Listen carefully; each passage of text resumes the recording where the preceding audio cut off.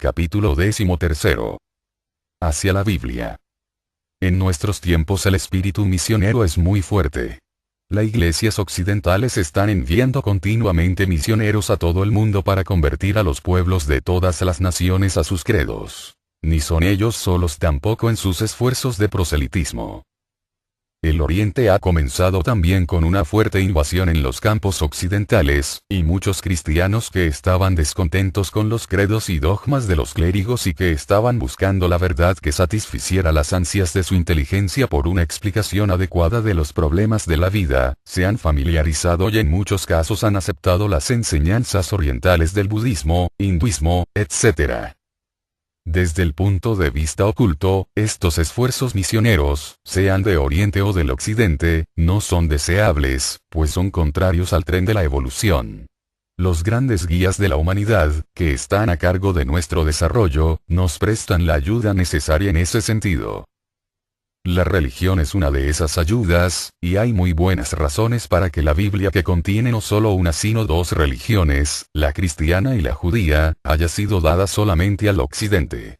Si buscamos diligentemente la luz, veremos la suprema sabiduría que nos ha dado esa doble religión y como ninguna otra religión actual, es apropiada para nuestras necesidades especiales. Con este fin tocaremos en este capítulo algunos puntos ya tratados antes en varios sitios. Durante las épocas polar, hiperbórea y lemúrica, la tarea de guiar a la humanidad era comparativamente fácil, porque el hombre no tenía mente. Pero cuando obtuvo ese elemento perturbador, durante la primera parte de la época Atlante desarrolló la astucia, que es el producto de la mente no gobernada por el espíritu. La astucia obra ayudando al deseo, sin tener en cuenta si este es bueno o malo, o de si puede traer alegría o dolor.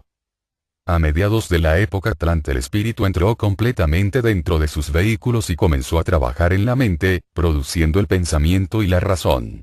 La capacidad de deducir una causa dado el efecto inevitable que aquella produce. Esta facultad de razonamiento o lógica se desarrolló más completamente en la época aria, y, por lo tanto, los semitas originales, la quinta raza de la época Atlante, eran un pueblo elegido para llevar esa facultad germinal a tal madurez, que impregnara completamente las mismas fibras de sus descendientes, quienes así se convirtieron en una nueva raza. La transmutación de la astucia en razón no fue una tarea fácil. Los primeros cambios en la naturaleza humana se efectuaron fácilmente. Podía entonces ser guiada sin dificultad porque no tenía deseos conscientes ni mente para guiarse, pero en el tiempo de los semitas originales se había hecho suficientemente astuta para sentir las limitaciones de su libertad y para evitar repetidas veces las medidas que se tomaban para mantenerla en línea. La tarea de guiarla fue entonces sumamente difícil, porque era necesario que tuviera alguna libertad de elección, para que a su debido tiempo pudiera aprender el dominio propio. Por lo tanto, se hizo una ley que decretaba recompensa inmediata por la obediencia y castigo instantáneo por la violación de aquella. Y de esta suerte se enseñó al hombre a razonar y a comprender de limitada manera que el camino del transgresor es muy duro y que debía temer a Dios o al guía que lo conducía. De todos los que fueron elegidos como simiente para la nueva raza, solo unos pocos permanecieron fieles. La mayoría de ellos se rebelaron y, en lo que a ellos mismos concernía, frustraron completamente el propósito de su guía, casándose con miembros de otras razas atlantes, dando así sangre inferior a sus descendientes. Esto es lo que quiere significar la Biblia cuando se habla de que los hijos de Dios se casaron con las hijas de los hombres. Por ese acto de desobediencia fueron abandonados y perdidos.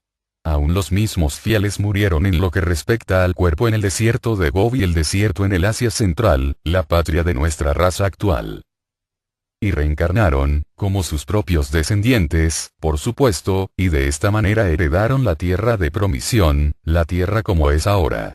Son las razas arias en las que la razón está desarrollándose a perfección. Los rebeldes abandonados fueron los judíos, la mayoría de los cuales están gobernados todavía más por la facultad atlante de la astucia que por la razón. En ellos, el sentimiento de raza es tan fuerte que únicamente distinguen dos clases de pueblos judíos y gentiles. Ellos desprecian a las demás naciones y a su vez son despreciados por ellas, por su astucia, egoísmo y avaricia. No se niega que hagan caridades. pero es principalmente, si no exclusivamente, entre su propio pueblo y rara vez internacionalmente, como sucedió en el caso de los desastres ocurridos en Italia a consecuencia de los terremotos, en el que todas las barreras de credos, razas y nacionalidades se olvidaron ante el sentimiento de simpatía humana. En tales casos, como en el desastre de San Francisco, la naturaleza interna del hombre se hace más evidente que bajo cualesquiera otras circunstancias, y el observador atento puede entonces discernir la tendencia de la evolución.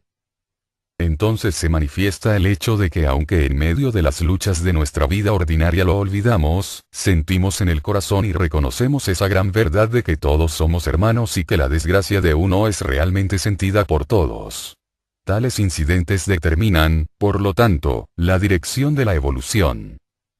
El dominio del hombre por la razón será sucedido por el del amor, que actualmente obra independientemente y a veces hasta contrariamente a los dictados de la razón. Esta anomalía se produce porque el amor actualmente es muy rara vez altruista y nuestra razón no siempre es cierta. En la Nueva Galilea, la próxima sexta época, el amor se hará altruista y la razón aprobará sus dictados.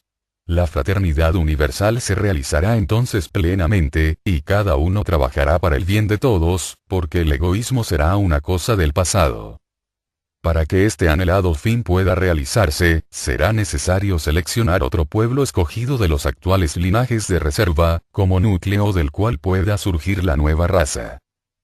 Esta selección no se hará contra la voluntad de los escogidos. Cada hombre debe elegir por sí mismo. Debe entrar voluntariamente en las filas.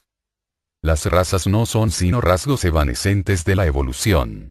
Antes de la terminación de la época lemúrica, hubo un pueblo elegido diferente de la humanidad ordinaria de aquel tiempo, que fue el antecesor de las razas atlantes. De la quinta raza de estas, otro pueblo elegido se seleccionó, del cual descienden las razas arias, de las cuales ha habido ya 5 y habrá 2 más. Pero antes del comienzo de una nueva época deberá haber, sin embargo, un nuevo cielo y una nueva tierra. Los rasgos físicos de la tierra se cambiarán y disminuirá también su densidad. Habrá otra raza al principio de la próxima época, pero después de ella desaparecerá todo pensamiento o sentimiento de raza. La humanidad constituirá entonces una vasta fraternidad, sin tener para nada en cuenta la menor distinción. Las razas son simplemente gradaciones de la evolución que deben atravesarse, pues en caso contrario no habría progreso alguno para los espíritus que en ellas se encarnan. Pero, aunque grados necesarios, son extremadamente peligrosos, y son, por lo tanto, causa de que los guías de la humanidad tengan que obrar con mucho cuidado. Ellos llaman a esas 16 razas los 16 senderos de destrucción, porque mientras en las épocas precedentes los cambios solo se efectuaban después de enormes intervalos, era más fácil que la mayoría de las entidades estuvieran prontas para ello. Pero no sucede así con las razas. Estas son comparativamente fugaces y, en consecuencia, hay que obrar con sumo cuidado, a fin de impedir que los espíritus se adhieran demasiado a las características de raza. Esto fue exactamente lo que sucedió con los espíritus que encarnaron en los cuerpos de la raza judía. Se adhirieron tan firmemente a esa raza que siempre encarnan en la misma. Una vez judío, siempre judío, es su lema. Han olvidado completamente su naturaleza espiritual, y se glorían del hecho material de ser la simiente de Abraham. Por lo tanto, ni son carne ni pescado. No han tomado parte alguna en el desarrollo de la raza aria y, sin embargo, están más allá de los remanentes de los pueblos atlante y lemúrico que aún tenemos entre nosotros. Se han convertido en un pueblo sin patria, una anomalía en la humanidad. Debido a su limitación a esa idea de raza, el guía de su tiempo se vio obligado a abandonar y se perdieron. Con objeto de que pudieran cesar de considerarse a sí mismos como separados de otros pueblos, los guías dirigieron contra ellos a otras naciones en diversas ocasiones y fueron llevados como cautivos y arrancados del país donde se habían asentado, pero en vano. Se negaron abiertamente a amalgamarse con los otros. Una y otra vez volvían como un solo hombre a sus áridas tierras. Profetas de su propia raza surgieron y les predicaron por amor y predijeron el desastre, pero sin resultado. Como esfuerzo final, para persuadirlos de que debían echar a un lado la adherencia a la raza, hemos visto la anomalía de que el guía de la raza siguiente, el gran instructor Cristo, apareció entre los judíos. Esto muestra además la compasión y la sabiduría de los grandes seres que guían la evolución. Entre todas las razas de la tierra no había ninguna otra perdida en el mismo sentido que los judíos. Ninguna otra necesitaba tanta ayuda. El haberles enviado a un extranjero, uno que no fuera de su propia raza, hubiera sido manifiestamente inútil. Anticipadamente se sabía que lo hubieran rechazado. Así como el gran espíritu conocido por el nombre de Booker T. Washington encarnó entre los negros y estos le recibieron como uno de los suyos, habitándolo así para iluminarlos en manera tal que ningún blanco pudiera haberlo hecho, así también los grandes guías esperaban que la aparición de Jesús, como uno de los suyos, pudiera hacerlos aceptar sus enseñanzas y salir así de su adhesión a los cuerpos de su raza. Pero es muy triste ver cómo prevalecen los prejuicios humanos. Él vino entre su propia sangre, y ellos eligieron a Barrabás. No glorificó a Abraham ni a ninguna otra de sus antiguas tradiciones. Él habló de otro mundo, de una nueva tierra de amor y olvido, y repudió la doctrina de ojo por ojo. No les incitó a armarse contra el César. Si lo hubiera hecho, hubiera sido vitoreado como un libertador. Aún en ese respecto, fue mal comprendido hasta por sus discípulos, quienes lamentaron tanto su perdida esperanza de un reino terrestre, como lloraban a su amigo muerto a manos de los romanos. El rechazo de Cristo por los judíos fue la prueba suprema de su adherencia a la raza. Desde entonces, todos los esfuerzos para salvarlos como conjunto dándoles profetas especiales e instructores, se abandonaron, y como se probó la futilidad de aislarlos en bloque, como último expediente se les mezcló con todas las naciones de la tierra. A pesar de todo, no obstante, la extrema tenacidad de este pueblo ha prevalecido hasta nuestros días y la mayoría continúan siendo ortodoxos. En América, sin embargo, está perdiéndose ligeramente. Las generaciones más jóvenes están comenzando a casarse fuera de la raza. A su tiempo se irá proveyendo un número de cuerpos siempre crecientes con cada vez menos características de raza para los espíritus judíos que se encarnen. Y de esta manera se salvarán, a pesar de ellos mismos. Se perdieron casándose con razas inferiores, y serán salvados amalgamándose con las más avanzadas. Como las actuales razas arias son seres humanos más racionales, capaces de aprovecharse de la experiencia del pasado, el medio más lógico de ayudarlas es decirles los estados de crecimiento pasados y el destino que cayó sobre los desobedientes judíos. Esos rebeldes tienen un recuerdo escrito de cómo los trataron sus guías. En él se dice cómo fueron elegidos, revelados, castigados. Pero aún están llenos de esperanzas de una última redención. Esos escritos pueden ser aprovechables por nosotros para aprender cómo no debemos obrar. No tiene importancia el que, en el transcurso de las edades, se hayan mutilado, y que los judíos de hoy tengan la ilusión de ser un pueblo elegido. La lección que podemos tomar de sus experiencias no es por eso menos estimable. Podemos aprender cómo un pueblo elegido puede desobedecer a su guía, frustrar sus planes y limitarse a una raza durante edades. Su experiencia debe ser una buena recomendación para cualquier futuro pueblo elegido. Y esto lo dice San Pablo en términos inequívocos. Hebreos 3:4. Porque si la palabra de los ángeles era firme y cada transgresión y desobediencia recibía una justa recompensa, ¿cómo escaparemos a ellas si descuidamos tan gran salvación? Y San Pablo estaba hablando a los cristianos, pues los hebreos a quienes escribió esto, eran conversos y habían aceptado a Cristo. Eran gente de la que él, San Pablo, esperaba que en alguna vida futura, hubiera podido contarse entre el nuevo pueblo elegido, que voluntariamente siguiera a su guía y desarrollara la facultad de la percepción espiritual y el amor, la intuición, que sucederá a la propia investigación y a la razón. Las enseñanzas cristianas del Nuevo Testamento pertenecen particularmente a las razas adelantadas del mundo occidental. Está implantándose especialmente entre el pueblo de los Estados Unidos, porque como el objeto de la nueva raza de la sexta época será la unificación de todas las razas, los Estados Unidos. Algo semejante ocurre en América del Sur.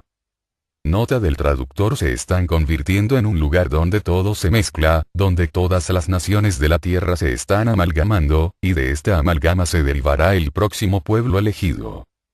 Esos espíritus, de todos los países de la tierra, que se han esforzado en seguir las enseñanzas de Cristo, conscientemente o no, encarnarán allí, con el propósito de dárseles las condiciones apropiadas para ese desarrollo.